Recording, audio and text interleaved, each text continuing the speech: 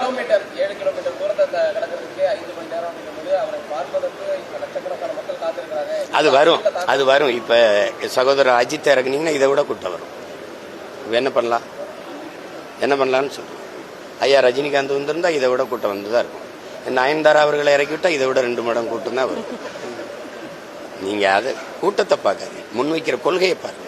உருப்படாது. இல்லைன்னா உங்களை மாதிரி ஆளுகள்லாம் சேர்ந்துதான் அந்த நாட்டை நாசமாக்கிட்டே இருக்கிறீங்க. ஒரு செய்தி அறம் சார்ந்து நீங்க நிக்கிறீங்களா சொல்லுங்க. நீங்க சும்மா ஏதாவது கூலிக்கு வேலை செஞ்சு கொள்கைக்கு வேலை செய்யறவன கொலை பண்றீங்க. இதுக்கு ஒரு ஊடகம், இதுக்கு ஒரு முதலாளி. எந்த முதலாளியும் நீங்க லாபத்தேவைக்கு தான் வேலை செய்றீங்க, மக்கள் சேவைக்கு அனுக்கிறீங்க. அறம் சார்ந்து ஒரு செய்தியை வெளியிடுறீங்கன்னு சொல்லுங்க. உங்க நெஞ்ச தொட்டு சொல்லுங்க. யாராவது சும்மா எதையாவது பேசிட்டு